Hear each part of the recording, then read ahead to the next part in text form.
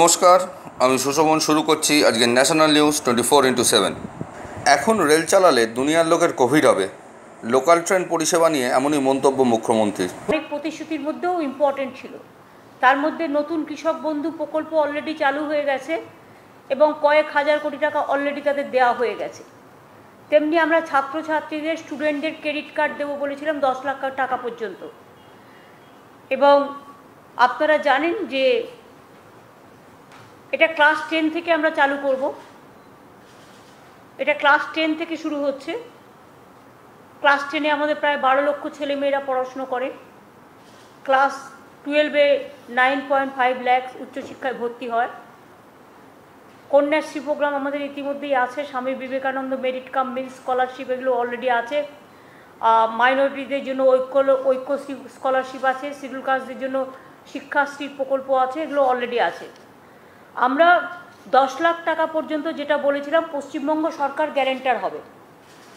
আপনার ঘরবাড়ি বেচতে হবে না পড়াশুনো করবার জন্য। ছাত্রছাত্রীরা আমাদের গর্ব এবং তাদের শিক্ষাদান করা, তাদের নিজের পায়ে দাঁড়ানোর জন্য বাবা মাকে যে চিন্তা করতে হয়, এই চিন্তাটা করার প্রয়োজন নেই। রাজ্য সরকার আপনার পাশে। এবং আগামী 30শে জুন এই প্রোগ্রামটা অফিসিয়ালি লঞ্চ হবে। আজকে ক্যাবিনেটে এটা পাস হয়েছে। নতুন স্টুডেন্ট ক্রেডিট কার্ড প্রকল্প অনুমোদিত হয়েছে এবং এই টাকায় স্নাতকোত্তর পেশাভিত্তিক course, diploma course, doctoral, post doctoral স্তরে গবেষণার খরচ ইত্যাদি খরচের জন্য এই টাকাটা দেওয়া হবে। এই প্রকল্পের কিছু বিশিষ্টতা আছে। সরকারই হচ্ছে গ্যারেন্টার, সুতরাং কেউ কাউকে গ্যারেন্টার নিয়ে যেতে হবে না পড়াশুনো করবার জন্য ব্যাংকে। যারা পশ্চিমবঙ্গের সকল বাসিন্দা 10 বছর অন্তত পশ্চিমবাংলায় বসবাস করেছেন, তারা প্রত্যেকেই স্নাতকোত্তর, পেশাদারি course, diploma course, doctoral, post doctoral গবেষণার জন্য ভারতে বা বিদেশে স্বীকৃত কোনো উচ্চশিক্ষা প্রতিষ্ঠানে এই প্রকল্পের সুবিধা পাবে। 40 বছর বয়স পর্যন্ত এই ক্রেডিট কার্ড তারা নিতে পারে। আর 15 বছর টাইম দেওয়া হয়েছে, যেটা হচ্ছে এই ক্রেডিট কার্ড তাদের চাকরি যখন হয়ে যাবে, চাকরি হয়ে যাওয়ার পরে তারা 1 বছর টাইম পাবে এবং 15 বছর মধ্যে একটা সফট লোনের মাধ্যমে এই ক্রেডিট কার্ডটা তাকে ক্রেডিটটা ফেরত দিতে হবে। সুতরাং এটা ভীষণ সিম্পল এবং ছাত্রছাত্রীদের গর্ব স্টুডেন্ট ক্রেডিট কার্ড। এটা আমরা অনলাইনে দিয়ে দেবো এবং 30 তারিখে প্রোগ্রামটা লঞ্চ করব। এটা একটা। 2 হচ্ছে, আপনারা একটা চিঠি পেয়ে যাবেন। কিছুক্ষণ আগে আমি চিঠিটা দিয়েছি প্রাইম মিনিস্টারকে, যেটা আমি কালকে বলছিলাম যে কোভ্যাক্সিন আমাদের অনেকেই নিয়েছে, কোভিশিল্ডও দিয়েছি আমরা এবং কিছু কোভ্যাক্সিন ওরাও পাঠিয়েছে, বাইরের প্রাইভেট কোম্পানিরাও পাঠিয়েছে, মানে কিনেছে, প্রকিওর করেছে। ফলে যারা কোভ্যাক্সিন নিয়েছে, এটা ওয়ার্ল্ড হেলথ অর্গানাইজেশনের অ্যাপ্রুভ না থাকার ফলে অনেক বিদেশে যারা পড়াশুনো করতে যায় বা বিভিন্ন কাজে যাচ্ছে, তারা যেতে পারছে না। তারা যখনই কোভ্যাক্সিনের সার্টিফিকেটটা দেখাচ্ছে, সেটা অথেন্টিকেট হচ্ছে না, সেটা অ্যালাউ করা হচ্ছে না। ফলে অনেক ছাত্রছাত্রীরা আজকে তারা বিদেশে যেতে পারছে না পড়াশোনার জন্য এবং তারা বিদেশে পড়াশুনো শুধু তো নয়, পড়াশুনো, শিল্প, ব্যবসা, বিভিন্ন কাজে, কালচার, বিভিন্ন কাজে তাদের যেতে হয়। সুতরাং তারা যেতে পারছে না। তাই এটা ইমিডিয়েট আমি প্রধানমন্ত্রীকে লিখেছি যে সারা দেশের ছাত্র যুবরা এটা কিন্তু ফেস করছে। Not only students and youth, the other commoners also. সেই জন্য ইন্ডাস্ট্রি থেকে শুরু করে, বিজনেস থেকে শুরু করে সব জায়গায়। সেই জন্য আমরা এটা বলেছি ইমিডিয়েট আর্লি ইন্টারভেনশন, যাতে ওয়ার্ল্ড হেলথ অর্গানাইজেশন এটাকে অ্যাপ্রুভ করে এবং যাতে স্টুডেন্টদের কোনো রকম হ্যারাসমেন্ট না হয়। আর যদি কোভিড ভ্যাকসিনে অ্যালাউ না করে যেতে, তাহলে নিশ্চয়ই একটা আলাদা কোনো অল্টারনেটিভ অপশন থাকা উচিত, যাতে যারা কোভ্যাক্সিন নিয়েছে তারা বিদেশে অ্যালাউ হতে পারে। এটা দেখার দায়িত্ব কেন্দ্রীয় সরকারের এবং এই রিকোয়েস্টটা আমি করেছি। সুতরাং এইটা আপনাদের চিঠিটা আমি দিয়ে দেবো। এই দুটো সাবজেক্টই আজকে ছিল। আজকের দিনটাই স্টুডেন্টদের ডে হয়ে গেছে। অবশ্য কোভ্যাক্সিনটা সকলের জন্যই কাজে লাগবে। ঠিকই আছে, সোমবার থেকে শুক্রবার থেকে অ্যাসেম্বলি চালু হবে। কোভিডের সময় সমস্ত সচেতনতা মেনটেন করেই করা হবে। স্পিকার পুরোপুরি যেভাবে করবেন সেভাবেই হবে। हाँ बोलूँ। मैम आज एक सवाल है, प्रधानमंत्री ने आज एक ऑल पार्टी मीटिंग बुलाई है जम्मू एंड कश्मीर के लीडर्स के साथ। आपको क्या लगता है, क्या आर्टिकल 370 का एब्रोगेशन गलत था, फिर एक बार उसे रिस्टोर कर स्टेटहुड देना चाहिए जम्मू एंड कश्मीर को? मीटिंग क्या जम्मू कश्मीर को लेके कर रहा है, जम्मू कश्मीर का लोगों को बुला के? नहीं, मेरे को पता नहीं है। मैं आपको all political party means Jammu Kashmir का ऑल पॉलिटिकल पार्टीज को क्या क्या सब्जेक्ट है नहीं है मेरे को तो पता नहीं है। जब तक सब्जेक्ट मेरे को पता नहीं है तब हम कैसे बताएंगे? स्टेटहुड छीनना क्यों, क्या जरूरत था? लोगों तो पहले आज़ादी लोगों को चाहिए। आज़ादी अगर छीन के लेता है तो सब आज़ादी तो चला जाता है ना। ये तो देश के लिए कोई काम पे नहीं आया। उपरंत ये 2 साल कश्मीर में कोई टूरिस्ट भी जाने नहीं पाया और देश के लिए भी एक इज्जत का सवाल, देश का बहुत बदनाम भी हुआ है। जैसा वैक्सीन के लिए बदनाम भी हुआ है, इसका लिए भी हुआ है, ऑटोक्रेसी के लिए। The 7 months has become, but the farmers' protest is still continuing, and there has been no solution out of it. In fact, those who are protesting, the allegation has been made that they are coming from Afghanistan, Pakistan as well. How do you see this? Because the time has gone so much. You see, you people don't. I don't want to listen what BJP is saying. Don't use your mouth for that. अभी आप जैसे question कर रहे हैं ना, एक question देख के मालूम होता है कि बीजेपी का माउथ स्पोक्स पर्सन का माफिक आप क्वेश्चन कर रहा है। जो क्वेश्चन आप कर रहा है वो आपको नहीं करना चाहिए ऐसा। बीजेपी तो सबको टेररिस्ट बनाते हैं, सबको ही टेररिस्ट बोलता है, सबको ही अफगानिस्तान दिखाता है, सबको ही जो भी मर्जी दिखाता है। खाली वो लोग नेशनल है और सब एंटी नेशनल है। सबसे पहले उसको तो विचार करना चाहिए कि कौन नेशनल है कौन एंटी नेशनल है। कोई आदमी कोई काम करता है, कोई वॉइस रेस करता है तो सब टेररिस्ट है, सब एंटी नेशनल है। आज जो लोग देश में और लोगों को हित में एक वैक्सीन भी नहीं दे सकता है, डेड बॉडी मृत्यु होने का बाद भी गंगा में डेड बॉडी भेज देता है, गंगा में मिटा देता है, उसका रिकॉर्ड भी नहीं रखता है, उसका इतना बड़ा बड़ा बात कैसे आता है? किसान का काम कर रहा है। किसान तो अगर कोई इंडस्ट्रियल वर्कर्स अगर कोई मूवमेंट करे वो कर सकते हैं, it is their democratic rights. आप ये कह सकते हैं कि हम उसको जेन्युइनिटी लेके हम मानेगा कि नहीं मानेगा। कोई केस है जो जेन्युइन केस होता है, कोई केस है जो जेन्युइन नहीं है। लेकिन किसान को जो कहने हैं जो 3 बिल काला बिल आप वापस करो, ये जेन्युइन केस है। अरे जेन्युइन केस में देश का करोड़ों करोड़ों किसान इसमें शामिल है। इसके लिए आई सैल्यूट टू माई किसान्स। দিদি একটা বিষয় আপনি গতকাল বলেছেন উপনির্বাচনের কথা, আপনি কি পুরসভার নির্বাচন নিয়ে একটু ভাবছেন? আগে তো মানে চ্যারিটি বিগিন সেট হোক, আগে তো ইলেকশন কমিশন বা ইলেকশনটা করার কথা বলুক, তারপরে আমরা আমাদেরটা সময় মতো ঠিক করে দেবো। আমরা তো উই আর জাস্ট ওয়েটিং। আমাদের তো ইলেকশন করতে কোনো ভয় নেই, আমরা তো রেডি। বাট আমাকে তো দেখতে হবে যেগুলো পড়ে আছে অ্যাসেম্বলির সময় থেকে। বাই ইলেকশন 7টা বাই ইলেকশন বাকি আছে বাংলায়। এটা যখন ইলেকশন কমিশন করবে তখন আমরা বাদ বাকিগুলো করে নেব, এটার জন্য চিন্তা করতে হবে না। দিদি আপনি বিধানসভার বাজেট অধিবেশনের কথা বললেন, পিএসসি নিয়ে একটা সমস্যা তৈরি হয়েছে, এই বিষয়ে আপনি কিছু বললেন? বিজেপি এক রকমের কথা বলছে। শুনুন, আমি বিজেপির কথার উত্তর দিতে রাজি নই। পিএসসি যেটা হচ্ছে পাবলিক অ্যাকাউন্টস কমিটি বলছেন? হ্যাঁ, আমি ভুল শুনেছি, সরি। ওটা নমিনেশন যে কেউ জমা দিতে পারে, এবং যিনি জমা দিয়েছেন মুকুল রায়, তিনি তো বিজেপি পার্টির মেম্বার। অসুবিধার কি আছে? তাকে তো কালিম্পং থেকে এমনকি বিনয় তামাংদের পার্টিও সাপোর্ট দিয়েছে, আর আমরাও সাপোর্ট দেবো। এটা স্পিকারের ডিসিশন। আর যদি ভোটাভুটি হয় আমরা ভোটে জিতবো। আসুক না, কার কত শক্তি দেখে নিক না। মানুষের ভোটে জিতে এসেছি, ওই ভোটটাই আমরা জেতাবো যাকে প্রয়োজন তাকে। দিদি আজকে সকাল থেকে বিভিন্ন জায়গায় বিক্ষোভ হচ্ছে ট্রেন চালু নিয়ে। প্লিজ এসব নিয়ে আপনারা এমন কিছু কোয়েশ্চেন করবেন না যাতে প্ররোচনা ছড়াবেন না।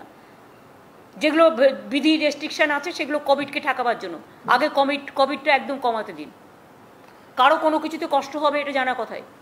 একটা ব্রিজ তৈরি করতে গেলে যারা ব্রিজ দিয়ে যাতায়াত করে তারা না পারলে যেতে কষ্ট হবে, কিন্তু মনে রাখবেন কোভিডের জন্য এখন রেল চালালে দুনিয়ার লোকের কোভিড হবে, তখন কে দেখবে? তাও তো দোকান টোকান সবই প্রায় চালু রাখা দেওয়া হয়েছে। অন্য জায়গায় যা লকডাউন হয়েছে, কারফিউ হয়েছে, আমাদের তো সেসব কিছু নেই, আমাদের তো সবই চলছে প্রায়। সুতরাং চিন্তা করার তো কিছু কারণ নেই। আর এখনও তো অনেক জায়গায় ওয়ার্ক ফ্রম হোম হচ্ছে, গভর্নমেন্টের থেকে শুরু করে সব জায়গায়। আর যেখানে যেখানে কাজ চলছেও তারা নিজেদের ওয়ার্কারদের নিয়ে আসছে, সেই আশাটার অসুবিধেও নেই। সবজি বিক্রেতারা তারা অনেকে গাড়িতে করেও আসতে পারছে, সব জায়গায় তো মার্কেট চলছে, সবজি মান্ডি চলছে তো। সুতরাং এগুলো লোকাল ট্রেনের দাবিতে মল্লিকপুরে ইট বৃষ্টি, পুলিশকে তাড়া, জখম জিআরপিএফ ওসি সহ বেশ কয়েকজন। আমরা কিন্তু আইনত ব্যবস্থা নেব আপনাদেরকে।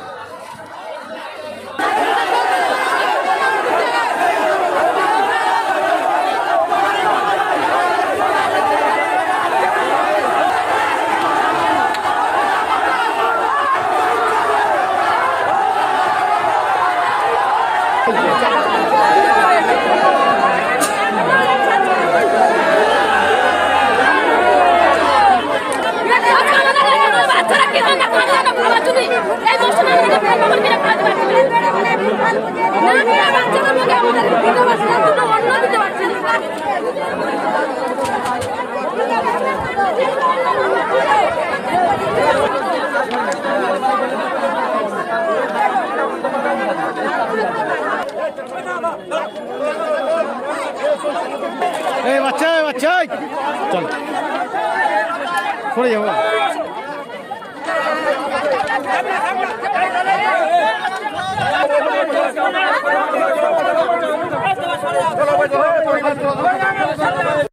অবরোধ করলে না, তোমাদের দাবিটা কি? আমাদের দাবি, আমাদের তো লেডিস বললি মারতেছে, প্লাস ট্রেন দেয় না, তার জন্য তো দাবি। তারপর যাদবপুর ভাত দিচ্ছে দুটো করে, ভিখারি মতো তিনটে ট্রেন অবধি ধরে খেতে হচ্ছে আমাদের দাঁড়িয়ে, একদম ভিখারি সেজে রেখেছে। এইভাবে তো অনেক লোকের চিকিৎসা হয় না, মরেও যাচ্ছে। তোমরা কি কাজে যাও না, তোমাদের লোকও আছে? কাজে যাই, আমরা কাজে যাই, পরের বাড়ি কাজ করে খাই। বাবুরাও তো খেতে দেয় না, একটা রুটিও দেবে না, তার মধ্যে দুটো কলমি শাক দেবো, তার মধ্যে 10 টাকা নেবো, মেয়ে তো খাবে, এগুলো কে দেখবে বলো তো? তোমরা কি চাইছো লোকাল ট্রেন চালু? হ্যাঁ, লোকাল ট্রেন চালু হোক, আমাদের নাম মেরে রোগ হচ্ছে হোক, আমরা হসপিটালে গিয়ে মরে যাবো, পরিষ্কার কথা। কিন্তু সব লোকের আমাদের ট্রেন ছেড়ে দিই, আমরা চলে যাবো, রোগ থাক।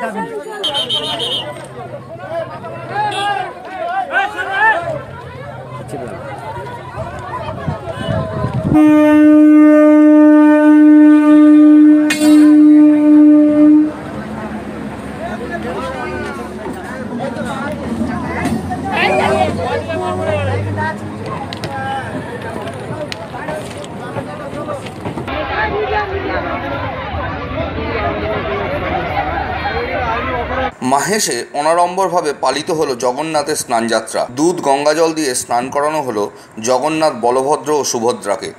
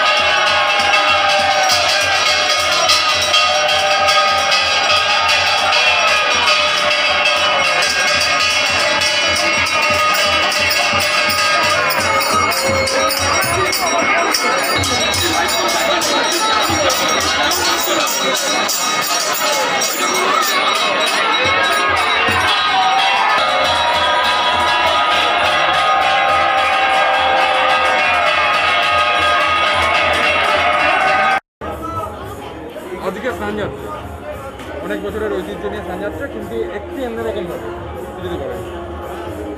625 বছরের ঐতিহাসিক স্নানযাত্রা উৎসব আজকে মহাসমারোহে পালিত হচ্ছে। কথিত আছে, রইব মায়েসে তোমার সকাশে আমি যে জগৎপতি, মায়েসেতে স্নানে উড়িষ্যায় ভোজনে রবে চিরদিন খ্যাতি। আমাদের পশ্চিমবঙ্গের সর্ববৃহৎ হচ্ছে এই আমাদের মায়ের জগন্নাথ মন্দিরের স্নানযাত্রা উৎসব। কিন্তু আমরা এই কোভিড প্রোটোকলের জন্য, কোভিডের জন্য আমরা এবছর সিদ্ধান্ত নিয়েছি যে মাহেশের জগন্নাথ মন্দিরের সামনে যে স্নানপিড়ি মাঠ আছে, সেই স্নানপিড়ি মাঠ সংলগ্ন যে স্নান মঞ্চ আছে, যেখানে বেদি আছে, ওখানেই প্রতি বছর ওনাকে জগন্নাথদেব, বলভদ্রদেব এবং মা সুভদ্রাকে নিয়ে গিয়ে ওখানে স্নান করানো হয় এবং 28 গড়া গঙ্গা জল এবং 1.5 মণ দুধ দিয়ে ওনাকে স্নান করানো হয় প্রতি বছর। কিন্তু আমরা এবছর ওই চিত্র দেখতে পারবো না, কারণ আমরা এই সিদ্ধান্তই নিয়েছি মানুষের কল্যাণে, জনগণের স্বার্থেই, যে আমরা জগন্নাথ মন্দিরের ভেতরের চাতালেই আমরা স্নান পর্ব সমাধা করব। কারণ যে আমরা যদি মায়ের জগন্নাথ মন্দিরের সামনের যে স্নানপিড়ি মাঠ আছে ওইখানে যদি সমাধা করতাম, ওখানে হাজার হাজার ভক্ত এসে দাঁড়াতো। আজকেই দেখছি প্রচুর ভক্ত এসে উপস্থিত হয়ে গেছে, কিন্তু ভক্তেরই তো ভগবান জগন্নাথ, তো জগন্নাথ দেবের কাছে কতটা সচেতনতা দেখাতে পারে ভক্তরা সেটাই দেখার। কিন্তু আশা করা যায় তো আমরা যদি ওইখানে স্নান পর্ব সমাধা করতাম তো আমরা সেই সামাজিক দূরত্ব বিধি আমরা মেনটেন করতে পারতাম না, এতে সংক্রমণ হয়তো আরও বৃদ্ধি পেত। তার জন্যই আমাদের এই কঠিন সিদ্ধান্ত। আমরা তার জন্য খুবই দুঃখিত এবং মর্মাহত, এবং জগন্নাথ দেবের কাছে প্রার্থনা করি সবাই ভালো থাকে, সবাই সুস্থ থাকে, এই করোনা যেন পৃথিবী থেকে মুক্ত হয়। এবং আমাদের এই স্নানযাত্রা উৎসব যে আজ পালিত হচ্ছে, আজকের পরে আমাদের 28 গড়া, আজকে যে 28 গড়া গঙ্গা জল এবং 1.5 মণ দুধ দিয়ে স্নান পর্ব সমাধা হবে এবং আমরা যে স্নান পর্ব সমাধা করব এবং কাল থেকে আমাদের মন্দিরের গর্ভগৃহের দরজা বন্ধ থাকবে। কাল থেকে প্রভুর অঙ্গরাগ চলবে এবং সেই অঙ্গরাগ চলবে আমাদের যে ভাস্কর আসেন, সেই ভাস্কর রুদ্রদ্বারে পট্টবস্ত্র পরিধান করে মহাপ্রসাদ সেবন করে আমাদের এই অঙ্গরাগ সাধন করেন। এবং আমরা যদি যে অঙ্গরাগ সাধিত হয় এই সম্পূর্ণ হচ্ছে ভেষজ রঙে, কিন্তু যেমন কাঁইবিচি থেকে আটা, কাজল লতা থেকে কালি, কালো ভুসি থেকে কালো রং, সাদা শঙ্খ ঘোষে সাদা রং, পুনম থেকে লাল রং, এইভাবেই আমরা অঙ্গরাগ সাধন করি। এবং কবিরাজরা এসে ওনাকে পাচন দিয়ে যান, সেই পাচন খেয়ে জগন্নাথ দেব সুস্থ হয়ে ওঠেন। এবং আগামী 10ই জুলাই হচ্ছে নবযৌবন উৎসব, সেই নবযৌবন উৎসবের দিন মন্দিরের প্রথম দরজা খোলা হবে, গর্ভগৃহের দরজা। সেই দিন মহাপ্রভুর অভিষেক, প্রাণ প্রতিষ্ঠা, চক্ষুদান, হোম যাগযজ্ঞের মাধ্যমে হবে। এবং তার একদিন বাদ দিয়ে এই 12ই জুলাই হচ্ছে আমাদের সোজারথ। এই সোজারথের অনুষ্ঠান আমরা পালন করব। রথের চাকা কিন্তু এবছরে গড়ানো হবে না, আমরা এই সিদ্ধান্তই নিয়েছি, কারণ মানুষের কল্যাণের জন্য এই সিদ্ধান্ত। কারণ বহু বছর যদি প্রতি বছরে দেখি যে লক্ষ লক্ষ ভক্তের সমাগম হয়ে ওঠে আমাদের মায়েসের রথযাত্রা উৎসব উপলক্ষ করে, তো সেটাও যদি এবছরে হয়ে যেত, এই করোনা যে কিছুটা হ্রাস পেয়েছে সেটা আরও বৃদ্ধি পেত। তার জন্যই আমাদের এই কঠিন সিদ্ধান্ত। আমাদের এই সিদ্ধান্ত নিতে গিয়ে আমাদের কণ্ঠরোধ হয়ে এসেছে, আমাদের কণ্ঠ কেঁপে উঠেছে, কিন্তু আমরা এই মানুষের কল্যাণের জন্য, কারণ মানুষই তো সব, মানুষের জন্যই আমরা এই সিদ্ধান্ত গ্রহণ করেছি। এবং আমাদের যে বিকল্প পথ হিসেবে মাহেশ জগন্নাথ মন্দিরের ভেতরেই অস্থায়ী মাসির বাড়ি তৈরি হয়েছে, সেইখানে মহাপ্রভু থাকবে, সেখান থেকেই উনি দর্শন দেবেন। সেই 9 দিনব্যাপী ওখানেই পুজো আচ্ছা ভোগরাগ ওখানেই চলবে। এবং মায়ের জগন্নাথ মন্দিরের ভেতরে তার পাশে যে গর্ভগৃহের ভেতরে সেই রত্নবেদী আছে, সেই 1000 শালগ্রাম শিলার উপর যে রত্নবেদী আছে, সেই রত্নবেদীতে আবার উল্টো রথের দিন ফিরে আসবে সেই জগন্নাথ, বলরাম এবং সুভদ্রা। এবং আমাদের যে জগন্নাথ তো জগতের নাথ, উনি তো জগতের বন্ধু, উনি জগতের পিতা, উনি সত্যযুগে নারায়ণ, তাই রামচন্দ্র, দাপরে কৃষ্ণ, আর কলিতে তো উনিই জগন্নাথ। তাই জগন্নাথ দেবের প্রতিভূ হিসেবে নারায়ণশিলা নিয়ে যাব আমরা ঠিক বিকাল 4 ঘটিকায় 12ই জুলাই বিশিষ্ট ব্যক্তিগণের মাধ্যমে আমরা সেই নারায়ণশিলা নিয়ে যাব। এবং সেই নারায়ণশিলা নিয়ে যাওয়ার সময় আমরা রথের চারপাশে আমরা 3 পাক প্রদক্ষিণ করব, ওখানেই দামোদর হবে, ওখানেই পুজো আচ্চা হবে। এবং তারপরে আমরা সেই নারায়ণশিলা রেখে আসবো হরিবোল ধ্বনিতে, নাম কীর্তন সহযোগে আমরা মাসির বাড়ি, সেই মাসির বাড়িতে ওখানেই 9 দিনব্যাপী পুজো আচ্ছা হবে। এবং 9 দিনের মাথায় যেটা উল্টো রথ হচ্ছে আমাদের 20শে জুলাই, আমাদের হচ্ছে উৎকল মতে, অনেক জায়গায় 19শে জুলাই উল্টো রথ হয়ে যাচ্ছে, কিন্তু আমাদের উৎকল মতে 20শে জুলাই। সেই উৎকল মতে 20শে জুলাইয়ের দিন আবার নাম কীর্তন সহযোগে সেই মাসির বাড়ি থেকে সেই নারায়ণশিলা আবার শ্রী মন্দিরে ফিরিয়ে নিয়ে আসবো। এবং অস্থায়ী মাসির বাড়ি থেকে জগন্নাথ দেবকে আবার রত্নবেদীতে, যে রত্নবেদী আছে গর্ভগৃহের ভেতরে, যেটা 1000 শালগ্রাম শিলার ওপর, সেই রত্নবেদীতে আবার জগন্নাথ দেব, বলভদ্রদেব এবং মা সুভদ্রাকে অবস্থান। মালদার ভারত বাংলাদেশ সীমান্তের বৈষ্ণবনগর থানার শোভাপুরে বিএসএফের গুলিতে গুলিবিদ্ধ 2 যুবক।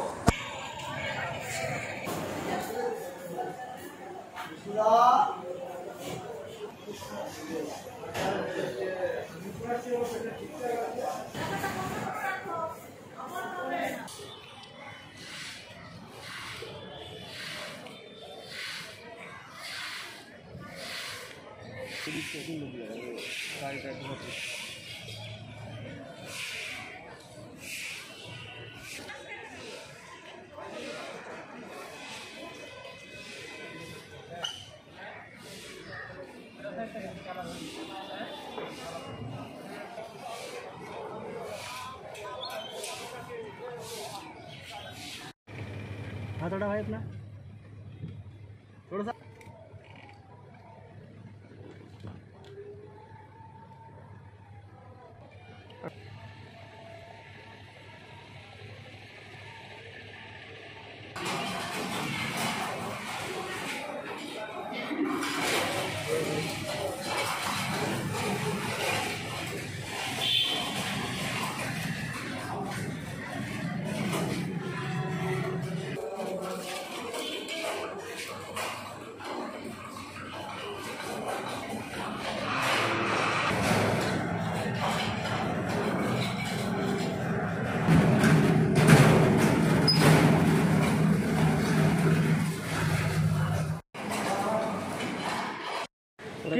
কি কারণে গুলি লেগেছে?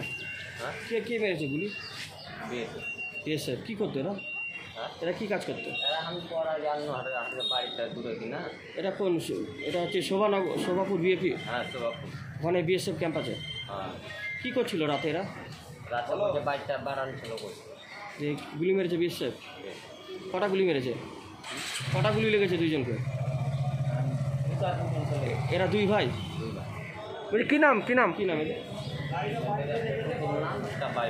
কী নাম? বাইরুল। কী কাজ করতো এরা? কি পাচারের সঙ্গে যুক্ত ছিল কোনো কিছু?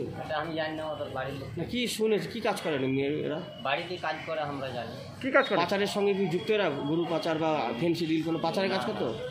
তাহলে বিএসএফ কেন গুলি মারলো? বলতে পারছি না কেন মারলো। আপনার নাম? আমার নাম আবু বকর। কে হয় আপনার? পাড়া গ্রামের ওখানকার। রীতি ও প্রথা অনুযায়ী মায়াপুর ইস্কন পরিচালিত জগন্নাথ মন্দিরে পালিত হল জগন্নাথের স্নানযাত্রা উৎসব।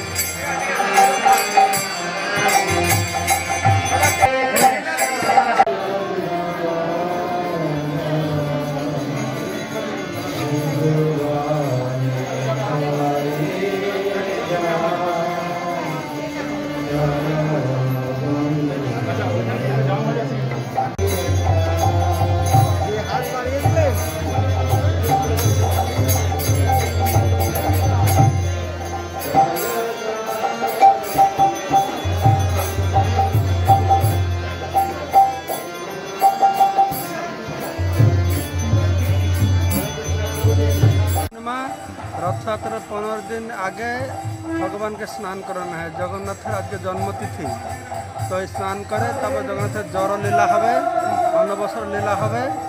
তো এখানে যেহেতু আমাদের প্রতি বছর বিরাট বড় আকারে হয়, বড় বিগ্রহকে স্নান করানো হয়। এবার করোনা বিধি পালন করার জন্য আমরা বড় বিগ্রহে স্নান না করে ছোট বিগ্রহে স্নান করাচ্ছি। অল্প সংখ্যক ভক্ত ভিতরে প্রবেশ করতে দিচ্ছে, করোনা বিধি পালন করে দর্শন করছে। এখানে পঞ্চগব্য পঞ্চামৃত দিয়ে ভগবানকে স্নান করানো হচ্ছে। মানে এটা কি অর্চা বিগ্রহ বলে, তাই তো? নিত্য এইটা অর্চা বিগ্রহ। বিগ্রহ তো অর্চা বিগ্রহ, বড় বিগ্রহ হচ্ছে অর্চা বিগ্রহ, এই ছোট বিগ্রহ হচ্ছে উৎসব বিগ্রহ, বিজয় বিগ্রহ। এই উৎসব বিগ্রহ বিজয় বিগ্রহকে দিয়ে এবার স্নান করানো হচ্ছে। সারাদিন কি কি অনুষ্ঠান হবে? তো এখনই স্নান করানো হবে, স্নান করানোর পরে তারপরে ওনাকে শৃঙ্গার করা হবে। শৃঙ্গার মানে? শৃঙ্গার মানে বেশ পরানো, হ্যাঁ। তারপরে গজ বেশ হবে। ভগবানের একটা হাতি যে গণেশ রূপে আজকে দর্শন দিয়েছিলেন। ওনার এক ভক্ত এসেছিল আজকে দর্শন করতে, জগন্নাথ রূপ দেখে ও গণেশের ভক্ত ছিল, ও সন্তুষ্ট হলো না, তখন অসন্তুষ্ট হয়ে চলে যাচ্ছিল। তো ভগবান তুমি আসো, তোমার ভগবানকে দেখবে। তখন জগন্নাথ এই গণেশ রূপ ধারণ করেছে। তাই গজবেশ হবে বিকালে। আর কি কি ভোগ নিবেদন করা হবে প্রভুকে? ভোগ যেরকম প্রতিদিন ভোগ হয়, অন্ন ডাল সবজি 56 ভোগ আজকে হবে। কালকে থেকে 56 ভোগ বন্ধ। 15 দিন আর 56 ভোগ হবে না।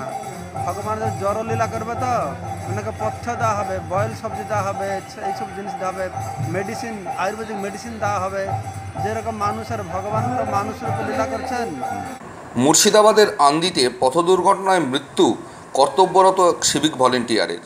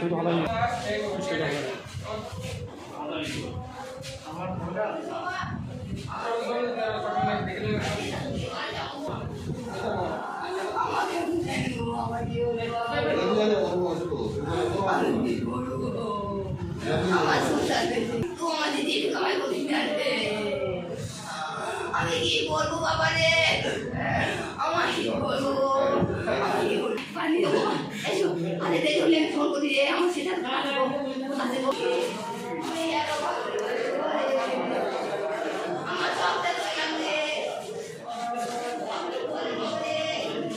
আমি সুশোভন আজকের মতো বিদায় নিচ্ছি। দেখতে থাকুন, সঙ্গে থাকুন ন্যাশনাল নিউজ 24x7।